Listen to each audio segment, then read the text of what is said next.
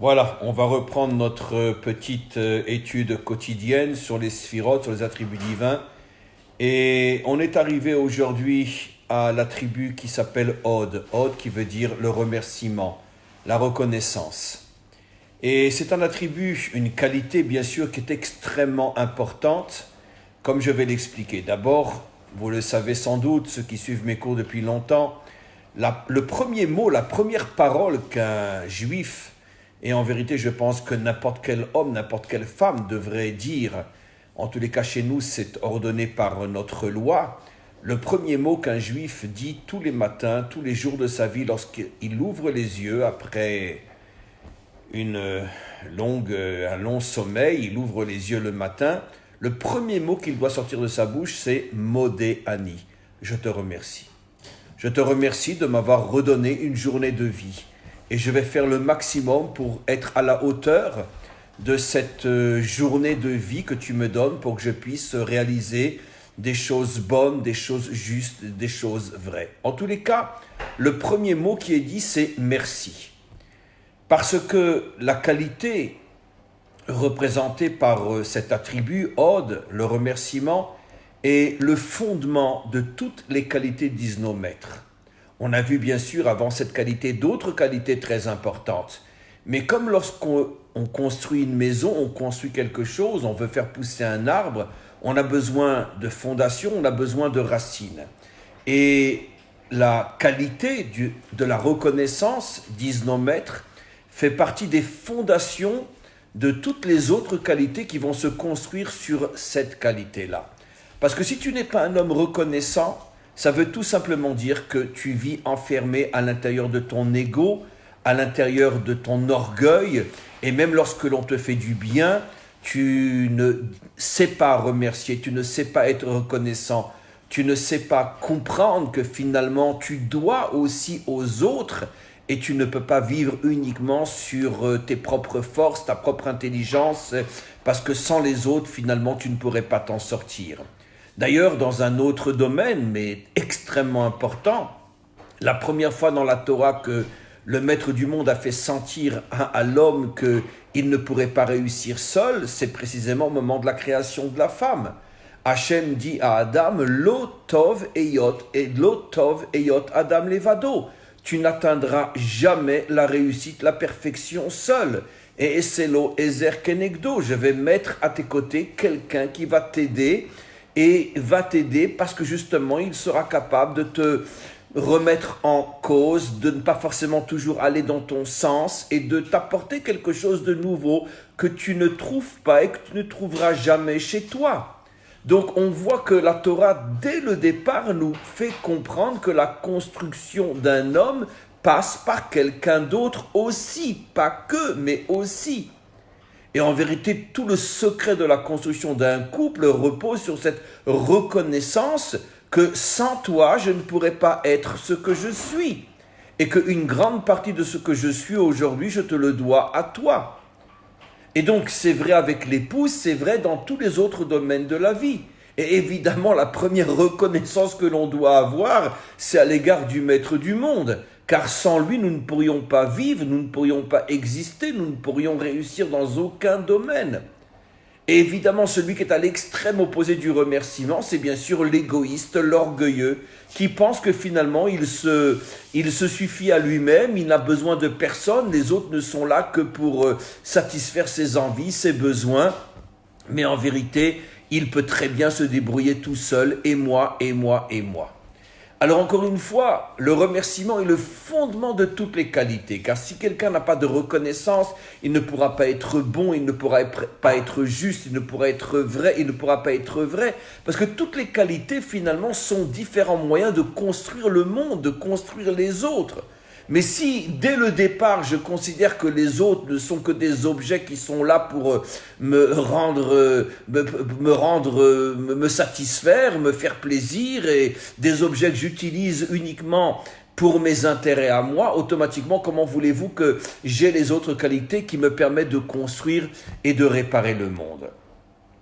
On voit aussi que la délivrance elle-même, le Mashiach lui-même, provient de la qualité de la reconnaissance. Je l'ai expliqué des dizaines de fois dans mes cours et je le répète.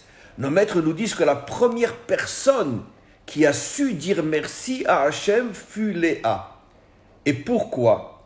Parce que comme on le sait, Léa, au départ, souffrait énormément de ne pas être reconnue comme une épouse à part entière par son mari Yaakov. Il y avait sans doute des raisons, elle a pris la place de Rachel, mais ne rentrons pas dans ces détails ici. Quoi qu'il en soit, c'est une femme qui souffrait énormément.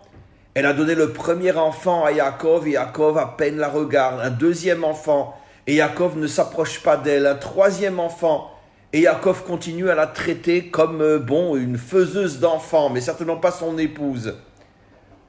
Et arrive le quatrième enfant, Yehuda, et à ce moment-là, elle a une prise de conscience, et elle se dit, mais attends, après tout, je dois remercier Hachem. C'est vrai que je n'ai pas reçu ce que je voulais, je n'ai pas reçu ce qui est le désir le plus naturel, le plus normal, le plus absolu d'une femme, être considérée et respectée comme une épouse, être aimée et respectée comme une épouse. C'est vrai, je ne l'ai pas obtenu de mon mari, mais d'un autre côté, je suis à mon quatrième enfant. Alors au lieu de regarder ce que je n'ai pas, je vais regarder ce que j'ai, ce que Dieu me donne. Et elle a appelé cet enfant Yehuda qui veut dire merci. Merci Hachem. Dans le mot Yehuda, il y a le mot Odaa, en hébreu remerciement. Je te dis merci de m'avoir donné. Finalement, moi, j'étais constamment en train de chercher ailleurs et je ne me suis pas rendu compte que tu me faisais un bien énorme en faisant de moi la mère principale de toutes les tribus d'Israël. Je suis la mère la plus importante. Je suis celle qui a construit le peuple juif plus que toutes les autres mères. Donc je vais te dire merci. Pourquoi nos maîtres nous disent que c'est la première personne qui a su dire merci à Hachem? Parce que quand tu dis merci parce que tu as reçu ce que tu voulais, en vérité c'est pas merci que tu dis. C'est tout à fait normal que tu dises merci quand on te donne ce que tu voulais. Mais quand on ne te donne pas ce que tu voulais, et que malgré tout tu es capable de regarder dans d'autres domaines ce que tu reçois, et même si ce n'est pas ce que tu voulais au départ, tu sais dire merci pour ce que tu reçois, même si ce n'est pas vraiment ce que tu voulais, ça c'est un vrai merci, ça c'est une vraie reconnaissance. Et ce qui est absolument incroyable, c'est que le Mashiach, d'abord David, puis le Mashiach sort de Yehuda, sort de cette reconnaissance de Léa, elle a su dire merci à Hachem, même qu'elle n'a jamais reçu ce qu'elle voulait. De là on comprend que la délivrance, puisqu'on parle du Mashiach, dépend justement de cette capacité, de cette qualité de savoir dire merci même lorsque nous n'avons pas toujours ce que nous voulons. Parce que quand tu sais dire merci même quand tu n'as pas ce que tu veux, ça prouve que tu es humble, ça prouve que tu es quelqu'un qui a cassé ton ego, que tu ne vis pas uniquement pour toi et tes satisfactions. Finalement, tu comprends que le maître du monde a ses projets, il a son plan, même si tu ne le comprends pas. Le maître du monde ne voulait pas que Léa soit l'épouse principale de Yaakov, mais il voulait qu'elle soit la mère principale des tribus d'Israël. De la même manière pour chacun d'entre nous. Quand on ne reçoit pas ce que l'on veut, on doit se dire peut-être que c'est pas ma mission. C'est parce que le maître du monde attend de moi. C'est pas pour ça que j'ai été créé. Donc je vais détourner mon attention de ce que je pensais être mon besoin réel et je vais chercher ailleurs. Et dès que je vais chercher ailleurs, je vais me rendre compte que finalement le maître du monde me donne dans d'autres domaines que je ne cherchais pas au départ, mais me donne des compensations, des trésors inimaginables. Et je vais comprendre que c'est pour ça que j'ai été créé. C'est pour ça que j'ai été créé. On peut donner un exemple dans le sens contraire. Une femme qui est considérée comme une épouse, qui est aimée, qui est respectée, et qui malheureusement ne peut pas avoir d'enfants. C'est sûr qu'elle aurait voulu avoir des enfants, mais peut-être qu'elle doit comprendre qu'elle est venue dans cette tranche de vie pour être une épouse, pour être une aide aux côtés de son mari. Et dans cette tranche de vie, sa fonction n'est pas d'être une mère, mais être l'épouse qui va construire son mari. Léa avait été créée pour être la mère des tribus d'Israël et pas pour être l'épouse de Yaakov. Et dans un autre cas, prenons l'exemple, l'épouse du rabbi de Lubavitch, ils n'ont jamais eu d'enfant. Ils ont été mariés pendant pratiquement 70 ans, ils n'ont jamais eu d'enfant. Mais comme le dira un jour le rabbi, je suis devenu ce que je suis devenu grâce à mon épouse. Sa mission était de construire son mari, de faire de lui le rabbi de Lubavitch, comme il le reconnaîtra un jour. Donc chacun a une mission sur terre et c'est Dieu qui décide quelle est ma mission. Et je dois arrêter de vivre au niveau de mon orgueil, de mon ego. Pourquoi je n'ai pas eu ce que je voulais? Mais parce que c'est pas toi qui décides ce pourquoi tu as été créé. C'est lui qui décide. Et quand tu le comprends, tu vas être rempli de reconnaissance et tu vas dire merci, merci, merci Maître du monde. J'ai enfin compris pourquoi j'ai été créé. Et si tu ne m'as pas donné dans d'autres domaines, c'est parce que je n'ai pas été créé pour ces autres choses. Et toute la délivrance de l'homme en tant qu'individu et du monde dépend de cette prise de conscience que c'est le maître du monde qui décide pour nous ce qui est bien pour nous. Et on doit rechercher ce qu'il nous donne et comprendre que ce qu'il nous donne, c'est justement ce pourquoi j'ai été créé. Et ça, ce sont les fondations de toutes les autres qualités. Quand j'arrête de me plaindre, quand j'arrête de chialer, quand j'arrête d'être en colère, quand j'arrête de me sentir mal, et pourquoi lui il a et pourquoi moi j'ai pas. Chacun a ce qu'il doit avoir dans le domaine qui correspond au pourquoi de sa création et le pourquoi de sa mission.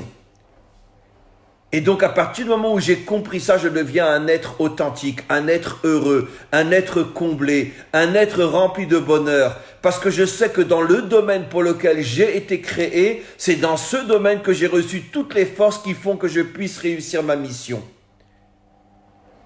C'est un enseignement très très très important mes amis. Et ça ne concerne pas uniquement que les juifs, c'est pour ça que je m'adresse maintenant à mes élèves, à mes amis, Bnei Adam. Vous aussi, prenez cette habitude. Tous les matins, en vous réveillant, le premier mot qui doit sortir de votre bouche doit être « Merci, Maître du monde, de me redonner une nouvelle journée dans laquelle je te promets, je ferai le maximum, je vais donner le meilleur de moi-même pour que cette journée soit remplie de lumière en moi et à l'extérieur de moi. » Prenez ça sur vous, mes élèves Bnei Adam.